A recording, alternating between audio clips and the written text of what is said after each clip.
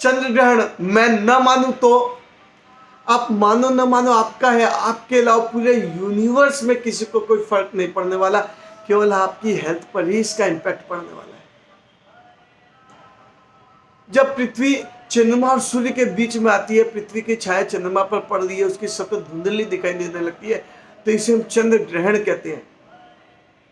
अब प्रश्न आता है कि इस समय भोजन क्यों न करें।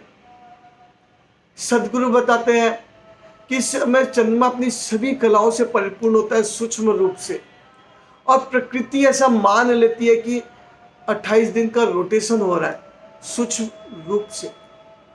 तो इसलिए जो चीजें अपने प्राकृतिक अवस्था से दूर हो गई है, उसमें सड़ने की अवस्था तैयार होती है सूक्ष्म रूप से।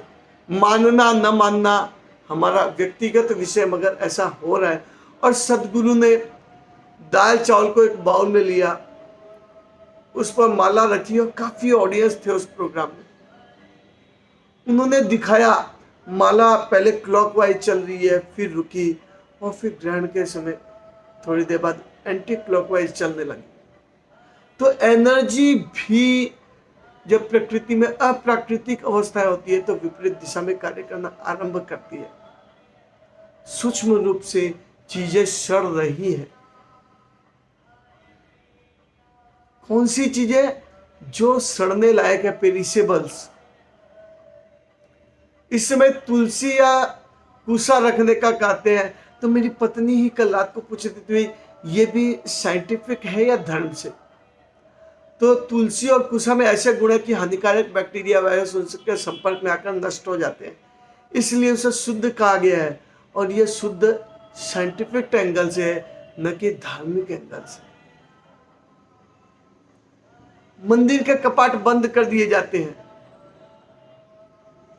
मंदिर प्रार्थना स्थल के साथ साथ एनर्जी के सोर्स हैं, और जब एनर्जी विपरीत दिशा में जा सकती है, हानिकारक बैक्टीरिया वायरस हैं, तो इस समय जप तो करना चाहिए, मगर एनर्जी सोर्स,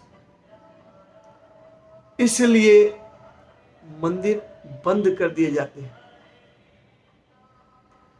बच्चे, बूढ़े और गर्भवती महिलाओं को भोजन में छूट, तो क्या उनके ऊपर हानिकारक बैक्टीरिया वायरस, भोजन सड़ना या निगेटिव एनर्जी का इम्पैक्ट नहीं पड़ता?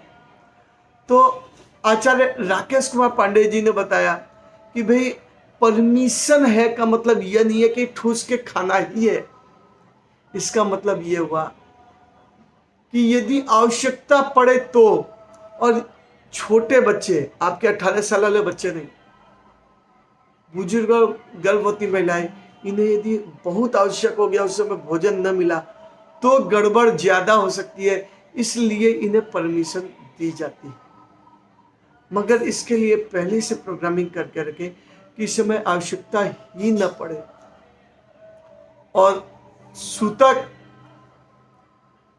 Homeopathy doctor BK. शर्मा ने बताया कि हमारे शरीर के अंदर जो बिना पचा हुआ भोजन है, उसे प्रोसेस करने का एक समय होता है।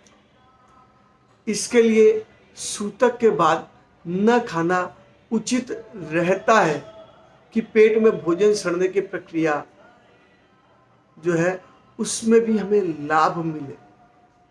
तो सोचिए, हम जिसे धर्म के एंगल से देखते थे, वो कितना साइंटिफिक एंगल अपने साथ रखता है। हमारे ऋषि महर्षियों ने कितने गहन अध्ययन किए, प्रकृति में होने वाला बदलाव, हमारे शरीर के अंदर बिना पचा हुआ भोजन और रखा हुआ पेरिसेबल फूड।